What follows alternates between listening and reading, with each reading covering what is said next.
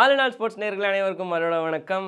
என்னதான் ஒரு side IPL பயங்கரமாக போய்கிட்டு இருந்தாலும் இந்தியா டீமையும் பற்றி நீங்கள் பேசியே ஆகணுன்ற மாதிரி வந்து பிசிசிஐ அவங்களோட ஆனுவல் கான்ட்ராக்டை வந்து ரிலீஸ் பண்ணிட்டாங்க. இது அடுத்த ஒரு வருஷத்துக்கானது. ஆக்சுவலாக வந்து பார்த்தீங்கன்னா இதுபடி வந்து பார்த்தீங்கன்னா ஒரு சிலர் வந்து தவிர்க்கப்பட்டிருக்கிறாங்க. தவிர்க்கப்பட்டவங்களை வந்து முதலே பார்த்துருவோம். முக்கியமாக வந்து பார்த்தீங்கன்னா நம்ம எல்லாருக்கும் பிடிச்ச லார்டு ஷர்துல் தாக்கரை வந்து இந்த கான்ட்ராக்ட் லிஸ்ட்டில் இல்லை, ஒதுக்கிட்டாங்க. ஸோ அண்ட் அது மட்டும் இல்லாமல் இன்னொரு ஒரு விஷயம் என்ன அதில் அப்படின்னா கேஎஸ் பரத் இல்லை, அதுக்கப்புறம் ஆவேஷ் கான் இல்லை, ஜிட்டேஷ் சர்மா இல்லை.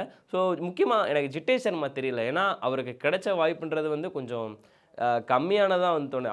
அவர் ப்ரூவ் பண்ணிக்கிறது இன்னும் முடியல. ஏன்னா ஒரு பக்கம் வந்து பார்த்தீங்கன்னா அபிஷேக் சர்மா இருக்கார், சஞ்சு சாம்சன் இருக்காங்க, அவங்களோட ஓப்பனிங்கில் அடித்து முடிச்சுறாங்க. அதுக்கப்புறம் திலக் வர்மா, ஸ்கை இருக்கார். அது கீழே வந்து பார்த்தீங்கன்னா தான் வந்து ரிங்கு சிங் முன்னாடியே வந்துடுறாரு. அதுக்கப்புறம் தான் ஜிட்டேஷ் சர்மா வரார். ஸோ எனக்கு தெரிஞ்சு அது தெரியல ஜிட்டேஷ் சர்மா உட்கார வச்சது எப்படின்றது தெரியல. துருவ் ஜுரேலுக்கு வந்து டெஸ்ட்டில் ஓரளவு வந்து நிறைய வாய்ப்பு கிடச்சிது. அதை மெயின்டைன் பண்ணி பேலன்ஸ் பண்ணி வந்து இப்போ இந்தியன் டெஸ்ட் டீமுக்கு வந்து ரிஷப் பண்ட்டுக்கு அடுத்து அவர் தான் வந்து பேக்கப் விக்கெட் கீப்பராகவே வந்து இப்போதைக்கு இருந்துகிட்டு இருக்காரு. அடுத்து சப்போஸ் ரிஷப் பண்ட் அவைலபிள் இல்லைனா அவர் தான் வந்து கீப்பிங்கும் பண்ணுறாரு, பேட்டிங்கும் பிடிக்கிறாரு. அதை வந்து நம்ம பார்த்தோம் நிறைய இடத்துல. அப்படி இருக்கும்போது ஜிட்டேஷ் சர்மாக்கு இன்னும் மேபி 2-3 வாய்ப்பு கொடுத்துருந்துருக்கலாமா அப்படின்ற மாதிரி எனக்கு தோணுது. மற்றபடி உங்களோட மாற்று கருத்து என்ன அப்படின்றத கீழே கமெண்ட் பண்ணுங்கள். அண்ட் அதுக்கடுத்து வந்து பார்த்தீங்கன்னா ஷர்துல் தாக்கூர் எனக்கு தெரியல. ஆக்சுவலாக வந்து அவர் ரெண்டுமே பயங்கரமாக தான் பண்ணிகிட்ருக்காரு. பட் அவரோட ஓவரில் எக்ஸ்பென்சிவாக ஆகுது. பட் ஆனால் உண்மை தான், அதுக்குன்னு எல்லாருமே வந்து எக்ஸ்பென்சிவாக கொடுக்க போகிறதில்லன்னு சொல்ல விரும்பலை. ஏன்னா வந்து இப்போ எல்லாருமே வந்து ஒரு சிலர் வந்து திருப்பி கம்பேக் பயங்கரமாக கொடுத்துக்கிட்டு இருக்கிறாங்க. அந்த வரிசையில் வந்து ஷர்துல் தாக்கூருக்கு டொமஸ்டிக்லாம் பயங்கரமாக பண்ணியிருந்தாலுமே வந்து இந்த பிசிசிஐ கான்ட்ராக்டில் வந்து அடுத்த அப்கமிங் வருஷத்துக்கானது வந்து கிடைக்கல அப்படின்றது வந்து கொஞ்சம் சோகமான விஷயமாக தான் இருக்குது.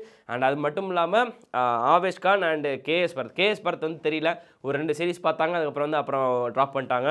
ஆவேஷ் கான் வந்து அவரோட பவுலிங்கில் என்ன இதாக இருக்குமோ அப்படின்றது வந்து அதுவுமே எனக்கு தெரியல. ஸோ இவங்கெல்லாம் வந்து ட்ராப் பண்ணப்பட்டிருக்காங்க. ரவிச்சந்திரன் அஸ்வின் வந்து டோட்டலாகவே வந்து முடிச்சுட்டாங்க. ஏன்னா அவர் வந்து ரிட்டைர்மெண்ட் அனௌன்ஸ் பண்ணதுனால ரவிச்சந்திரன் அஸ்வின் வந்து இதுக்கப்புறம் வந்து கிடையாது அப்படின்ற ஒரு விஷயத்தில் வந்து நம்ம பார்க்க வேண்டியதாக இருக்குது. அதுக்கடுத்து இந்த ஆனுவல் கான்ட்ராக்ட் வந்து யார் யாருக்கு அந்த A grade, A B C இந்த மாதிரி தான் வந்து இருக்குது. A+, A, B அதுக்கப்புறம் C இந்த 4 விதத்தில் வந்து பிரிச்சிருக்காங்க. ஸோ இதில் வந்து பார்த்திங்கன்னா அக்கார்டிங் டு ESPN ஸோ அவங்க வந்து சொன்னது என்ன அப்படின்னா A+ வந்து பார்த்திங்கன்னா 7 கோடிக்கு, A வந்து பார்த்திங்கன்னா 5 கோடி, B வந்து 3 கோடி, C வந்து 1 கோடி. ஸோ இந்த கேட்டகரியில் ஏற்ற மாதிரி தான் வந்து பிளேயர்ஸை வந்து பிரிச்சிருக்கிறாங்க. ஸோ அந்த வரிசையில் வந்து இது வந்து பார்த்தீங்கன்னா October 1, 2024 அண்ட் September 30, 2025 வரைக்குமே வந்து இந்த ஒரு இதை வந்து போட்டிருந்தாங்க. ஆக்சுவலாக வந்து பார்த்தீங்கன்னா 2024 to 25 இந்த டேர்முக்கானது. அண்ட் அதில் வந்து பார்த்தீங்கன்னா A+ வழக்கம் போல தான் ரோஹித் சர்மா, விராட் கோலி, ஜஸ்பிரீத் பும்ரா, ரவீந்திர ஜடேஜா.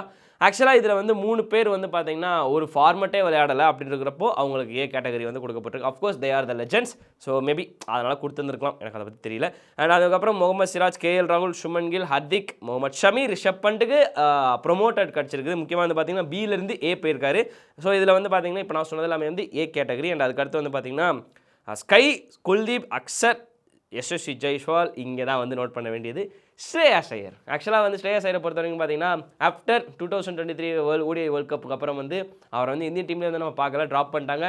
உனக்கு பிசிசிஐ கான்ட்ராக்டுமே கிடையாது, நீ வந்து இனிமேல் யாருன்னு எங்களுக்கு தெரியாதுன்ற மாதிரி வந்து வச்சு விட்டாங்க. ஸோ அனுப்பி விட்டாங்க. ஆக்சுவலாக அதுக்கடுத்து மனுஷன் பண்ணாத விஷயங்களே கிடையாது. டொமஸ்டிக் போனால் ட்ராஃபி, ஐபிஎலுக்கு போனால் ட்ராஃபி, பேட்டிங் பண்ணால் சம்பவம், எல்லாத்துக்குமே ஒட்டுமொத்தமாக சேர்த்து வச்சு கடைசியாக வந்து ஆனுவல் கான்ட்ராக்ட் கிடச்சிக்குது. ஸோ அவருக்கு பி கிடச்சிருக்குது. அண்ட் அதுக்கப்புறம் வந்து முக்கியமாக இன்னொரு விஷயம் என்ன அப்படின்னா சியில் மட்டுமே வந்து 15 பேரை வந்து சேர்த்துருக்காங்கன்னா 15 பேரை வச்சுருந்துருக்காங்க. முக்கியமாக வந்து பார்த்தீங்கன்னா ரிங்கு சிங், திலக் வர்மா, ருத்ராஜ் கைக்வாட் அப்படியே வந்து வச்சுருந்துருக்காங்க. அண்ட் அவருக்குமே வந்து அந்த கான்ட்ராக்ட் வந்து ஸ்டேபிளாக இருக்குது.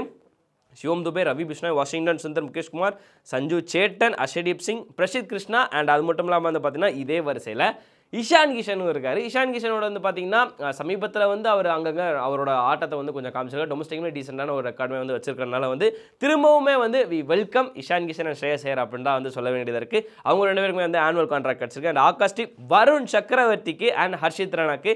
ஸோ இவங்க எல்லாருக்குமே வந்து பார்த்தீங்கன்னா தான் இந்த ஆனுவல் கான்ட்ராக்ட் கிடச்சிருக்கு. ஆக்சுவலாக வந்து மேபி எனக்கு எஸ்தையால் இன்க்ளூட் பண்ணியிருந்துருக்கலாம், ஏப்பா அவர் பெருசாகவே பண்ணலையாப்பா அப்படின்னா. ஆக்சுவலாக வந்து என்ன அப்படின்னா இதுக்கு முன்னாடி வந்து ஆஸ்திரேலியா டூரு, அதுக்கப்புறம் வந்து நடுவில் டொமஸ்டிக்லாமே சேர்த்து வந்து பார்த்தீங்கன்னா ஹர்ஷித்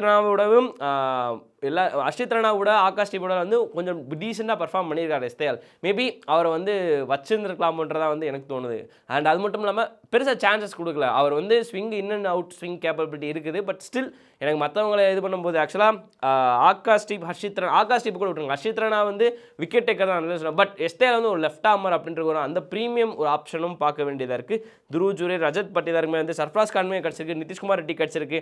அண்ட் அது மட்டும் இல்லாமல் அபிஷேக் சர்மா, இவங்க எல்லாருமே வந்து 15 பேர் கொண்ட லிஸ்ட்டோட சி கிரேடில் இருந்து இருக்கிறாங்க.